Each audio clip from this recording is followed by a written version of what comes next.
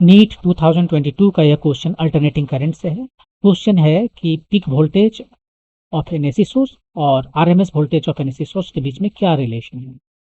यहाँ पर 4 ऑप्शन दिए हुए हैं, उसमें से कौन सही है ये बताना है। तो ये एक स्टैंडर्ड क्वेश्चन है, क्योंकि हम लोगों को पता है कि आरएमएस वैल्यू जो है, चाहे वो वोल्टेज हो या करंट, वो पीक का √2 times, peak divided by √2 times होता है दोनों ही केसेस में। तो इस तरह से आपका सही ऑप्शन हो गया कि peak voltage of the AC source is √2 times the RMS value. Option number 2 ये सही हो गया। अब ये आता कैसे है कि इस ये फॉर्मूला जो है सो आता कैसे है, उसको हम वेरी क्विकली आपको डिराइव करके दिखाते हैं।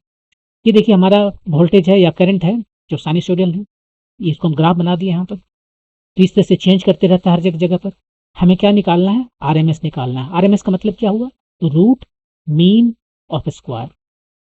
तो यहाँ पर रूट निकालना है, तो सबसे पहले रूट ले लिए।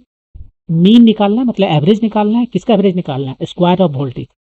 यदि करंट रहा तो स्क्वायर ऑफ करंट, यहाँ पर वोल्टेज है तो स्क्वायर ऑफ वोल्टेज का हमें करंट मीन निकालना है, एवरेज निकालना है। तो पहले यहाँ पर जो मुझे दिख रहा है एक टाइम पीरियड तक जाते हैं, यहाँ से लेकर यहाँ पर, और हर एक पॉइंट पर भी का वैल्यू अलग अलग है।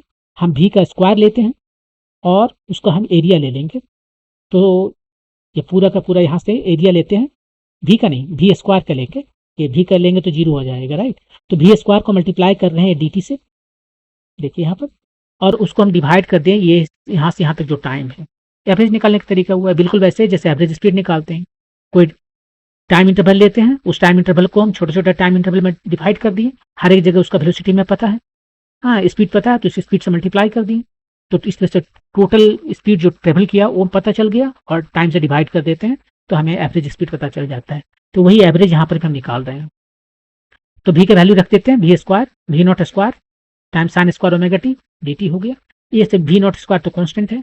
अब आप इसको इंटीग्रेशन अपने से कर लो। साइन स्क्वायर ओमेगा टी को जब इंटीग्रेट करेंगे 0 to t तो आएगा t/2, और नीचे में t ऑलरेडी है। तो इस तरह से सब कुछ कट के आ गया सिंप्लीफाई होकर भी R M S equal to v0/√2, जहां पर v0 जो है सो पीक वैल्यू है। ये देखिए पीक वैल्यू है, सबसे ज्यादा v का वैल्यू क्या होगा, v0 ही होगा, और वो तब होगा जब ओमेगा टी π/2 है, या π/2 का मल्टीपल में आएगा, ऐसे ऑड मल्टीपल में। तो इस तरह से हम फार्मूला आपको बता दिए कि वी आर एम एस या आई आर एम एस का वैल्यू कितना होता है, वी पीक/√2 है, और इसी से रिलेटेड क्वेश्चन था। ये तो काफी आसान क्वेश्चन।